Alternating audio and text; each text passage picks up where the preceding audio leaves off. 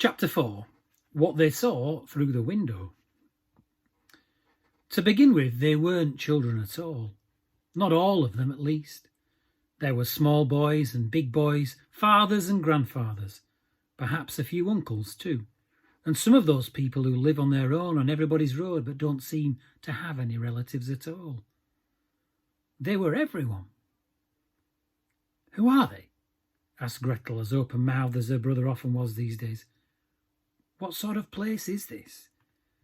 "I'm not sure," said Bruno, sticking as close to the truth as possible. "But it's not as nice as home, I do know that much." "And where are all the girls?" she asked. "And the mothers and the grandmothers?" "Perhaps they live in a different part," suggested Bruno. Gretel agreed. She didn't want to go on staring, but it was very difficult to turn her eyes away. So far, all she had seen was the forest facing her own window, which looked a little dark, but a good place for picnics if there was any sort of clearing further along it. But from this side of the house, the view was very different. It started off nicely enough. There was a garden directly beneath Bruno's window, quite a large one too, and full of flowers which grew in neat, orderly sections in soil that looked as if it was tended very carefully by someone who knew that growing flowers in a place like this was something good that they could do, like putting a tiny candle of light in the corner of a huge castle on a misty moor on a dark winter's night. Past the flowers there was a very pleasant pavement with a wooden bench on it, where Gretel could imagine sitting in the sunshine and reading a book. There was a plaque attached to the top of the bench, but she couldn't read the inscription from this distance. The seat was turned to face the house, which, usually, would be a strange thing to do, but on this occasion she could understand why. About 20 feet further along from the garden and the flowers and the bench with the plaque on it, everything changed. There was a huge wire fence that ran along the length of the house and turned in at the top, extending further along in either direction, further than she could possibly see. The fence was very high, higher even than the house they were standing in, and there were huge wooden posts, like telegraph poles, dotted along it, holding it up. At the top of the fence, enormous bales of barbed wire were tangled in spirals, and Gretel felt an unexpected pain inside her as she looked at the sharp spikes sticking out all the way round it. There wasn't any grass after the fence. In fact, there was no greenery anywhere to be seen in the distance. Instead, the ground was made of a sand-like substance, and as far as she could make out, there was nothing but low huts and large square buildings dotted around and one or two smokestacks in the distance. She opened her mouth to say something, but when she did, she realised that she couldn't find any words to express her surprise, and so she did the only sensible thing she could think of and closed it again. "You see?" said Bruno from the corner of the room, feeling quietly pleased with himself, because whatever it was that was out there, and whoever they were, he had seen it first, and he could see it whenever he wanted, because they were outside his bedroom window and not hers, and therefore they belonged to him, and he was the king of everything they surveyed, and she was his lowly subject. "I don't understand," said Gretel. "Who would build such a nasty-looking place?" "It is a nasty-looking place, isn't it?" agreed Bruno. "I think those huts have only one floor too. Look how low they are." "They must be modern types of houses," said Gretel. "Father hates modern things." "Then he won't like them very much," said Bruno. "No," replied Gretel. She stood still for a long time, staring at them. She was 12 years old and was considered to be one of the brightest girls in her class, so she squeezed her lips together and narrowed her eyes and forced her brain to understand what she was looking at. Finally, she could think of only one explanation. "This must be the countryside," said Gretel, turning round to look at her brother triumphantly. "The countryside?" "Yes, it's the only explanation, don't you see? When we're at home, in Berlin, we're in the city. That's why there are so many people and so many houses, and the schools are full, and you can't make your way through the centre of town on a Saturday afternoon without getting pushed from pillar to post." "Yes," said Bruno, nodding his head, trying to keep up. "But we learned in geography class that in the countryside, where all the farmers are and the animals and they grow all the food, there are huge areas like this where people live and work and send all the food to feed us." She looked out of the window again at the huge area spread out before her and the distances that existed between each of the huts. "This must be it. It's the countryside. Perhaps this is our holiday home," she added hopefully. Bruno thought about it and shook his head.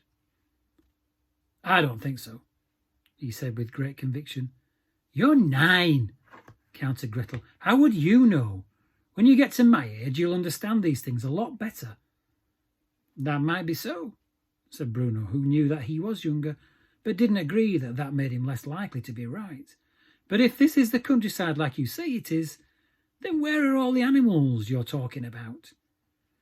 Gretel opened her mouth to answer him, but couldn't think of a suitable reply, so she looked out of the window again instead and peered around for them, but they were nowhere to be seen. "There should be cows and pigs and sheep and horses," said Bruno. "If it was a farm, I mean, not to mention chickens and ducks." "And there aren't any," admitted Gretel quietly.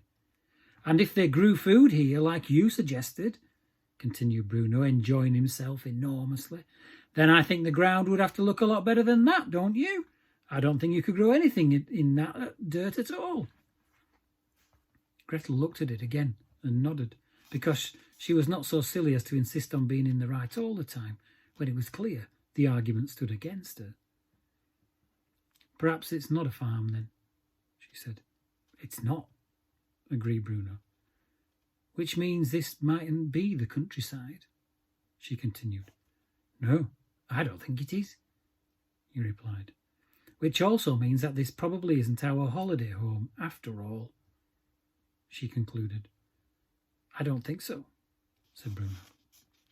He sat down on the bed and for a moment wished that Gretel would sit down beside him and put her arm around him and tell him that it was all going to be all right and that sooner or later they'd get to like it here and they'd never want to go back to Berlin.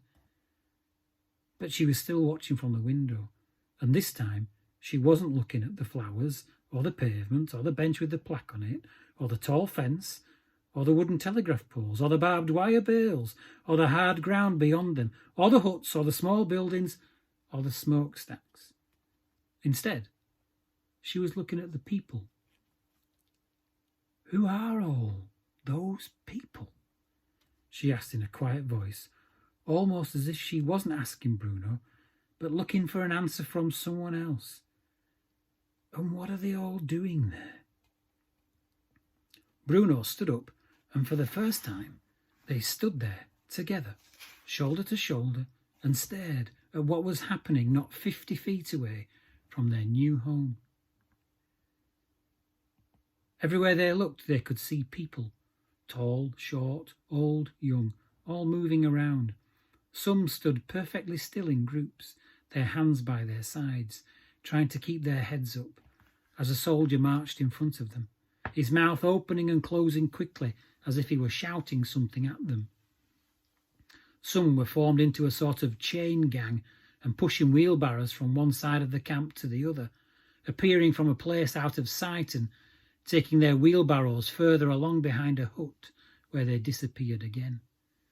A few stood near the huts in quiet groups, staring at the ground as if it was a sort of game where they didn't want to be spotted. Others were on crutches, and many had bandages around their heads. Some carried spades and were being led by groups of soldiers to a place where they could no longer be seen. Bruno and Gretel could see hundreds of people, but there were so many huts before them, and the camp spread out so much further than they could possibly see, that it looked as though there must be thousands out there. "And all living so close to us," said Gretel, frowning. "In Berlin, on our nice quiet street, We only had 6 houses, and now there are so many. Why would Father take a new job here in such a nasty place and with so many neighbours? Doesn't make any sense. Look over there, said Bruno, and Gretel followed the direction of the finger he was pointing and saw, emerging from a hut in the distance, a group of children huddled together and being shouted at by a group of soldiers. The more they were shouted at, the closer they huddled together, but then one of the soldiers lunged towards them, and they separated and seemed to do what he had wanted them to do all along, which was to stand in a single line. When they did, the soldiers all started to laugh and applaud them. It must be some sort of rehearsal, suggested Gretel, ignoring the fact that some of the children, even some of the older ones, even the ones as grown up as her, looked as if they were crying.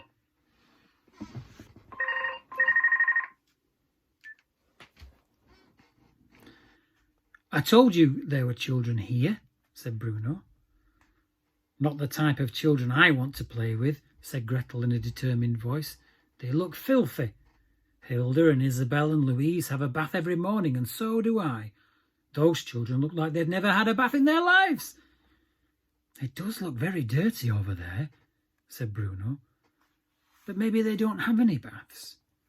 Don't be stupid, said Gretel, despite the fact that she had been told time and time again that she was not to call her brother stupid. What kind of people don't have baths? I don't know, said Bruno. People who don't have any hot water? Gretel watched for another few moments before shivering and turning away. I'm going back to my room to arrange my dolls. I'm going, she said. The view is decidedly nicer from there. With that remark, she walked away, returning across the hallway to her bedroom and closing the door behind her. But she didn't go back to arranging her dolls quite yet. Instead, she sat down on the bed and a lot of things went through her head. And one final thought came into her brother's head as he watched the hundreds of people in the distance going about their business, and that was the fact that all of them, small boys, the big boys, the fathers, the grandfathers, the uncles, the people who lived on their own on everybody's road but didn't seem to have any relatives at all, were wearing the same clothes as each other, a pair of grey striped pyjamas with a grey striped cap on their heads. How extraordinary, he muttered, before turning away.